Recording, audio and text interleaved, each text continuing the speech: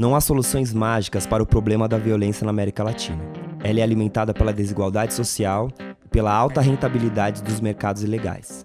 Muitos acreditam que o encarceramento ou a militarização previne a impunidade.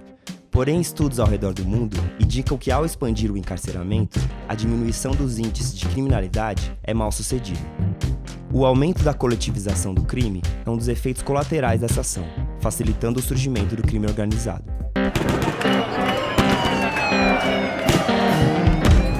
O que produz a violência? Se acha que quanto mais se prende, vai haver segurança. Se isso fosse verdadeiro, o Brasil seria um país altamente seguro. No Brasil, o processo de encarceramento em massa se intensificou nos últimos 30 anos, como uma resposta do Estado para a violência. Semi-analfabeto, negro e jovens. Esse é o quadro, é o retrato que você vê quando entra nos presídios em qualquer estado do Brasil. Entre 1990 e 2016, o número de presos no Brasil saltou de 90 mil para 622 mil. Expandiu-se os presídios, expandiu-se a violência, expandiu-se a insegurança da população. O estado de São Paulo é o que mais prende em números absolutos no Brasil. Em 2005, o estado mantinha 138 mil presos. Em 2014, o número de encarcerados saltou para 220 mil. Justamente nesse contexto que nasceu o primeiro comando da capital, o PCC. O PCC ele é fruto de uma política de Estado, né?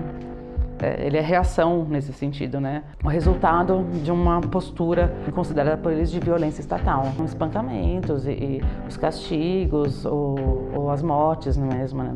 Como foi no Carandiru. Criado no início dos anos 90, a organização criminosa domina os presídios de São Paulo e em diversos outros estados, e é um dos atores mais importantes do tráfico de drogas na América Latina. Ninguém vai investir no hospital que sabe que produz mais doença. Ninguém vai investir numa escola onde sabemos que o resultado vai ser negativo. Se investe muito mais na repressão para ter um resultado cada vez mais violento. A Lei de Drogas, aprovada pelo Congresso Nacional em 2006, intensificou o processo de encarceramento em massa. Dados do Ministério da Justiça mostram que em 2005, 31 mil homens estavam detidos por tráfico, o equivalente a 9% da população carcerária da época. Atualmente, 174 mil pessoas estão presas acusadas desse crime, o equivalente a 27% do total de encarcerados. A lei de drogas, assim, foi celebrada por ser uma parte de uma política de desencarceramento, ela se tornou uma parte da política de encarceramento. Aumentou o encarceramento, aumentou a violência. Nas ruas, eu cansava de ouvir falar assim, olha, rico que vai preso fumando maconha é usuário, pobre que é preso fumando maconha, ele é traficante.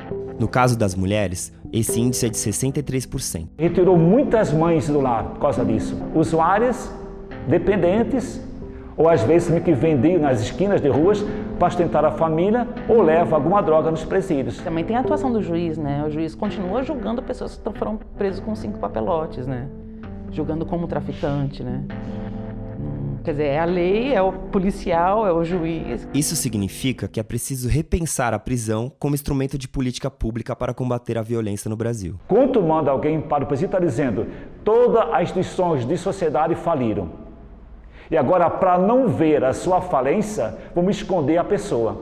Outra grande aposta em política de segurança no Brasil são as unidades de polícia pacificadora nas favelas do Rio de Janeiro. Como política de segurança, é uma política controversa, porque, enfim, teve todo um viés para pensar segurança pública, de militarização. Então teve todas aquelas cenas espetaculares, né, de entrada dos blindados da Marinha, o Exército, Força Nacional, todo mundo chegando, todo aquele simbolismo da retomada do Complexo do Alemão, com bandeira nacional e etc. Ou seja, uma política de segurança que parte da ideia da ocupação de um território, né?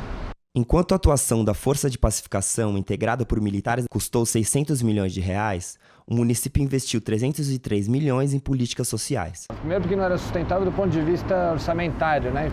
Dependia-se do dinheiro, dos royalties do petróleo para aquela coisa funcionar e as flutuações do petróleo não permitiram que aquilo continuasse. Mas também me parece que não era sustentável na própria concepção da coisa, nesse arranjo que eu acho que não era alguma coisa que poderia ter continuidade. Após 3 anos, os índices de criminalidade voltaram ao mesmo patamar. Você sabe de onde vem a população, Sabe o que faltou, o que causou por essa sociedade realmente desprotegidas e amparada pelo tráfico? Você só chega lá para reprimir o tráfico e a droga, mas não dá as condições mínimas para essas crianças, adolescentes e jovens sobreviver nesses ambientes. Então é óbvio que conforme você vai numa escalada, né, militarista e securitária, né, de combate às drogas, isso vai produzindo efeitos de violência o tempo inteiro. Então, nenhum sistema de violência funciona como estado positivo.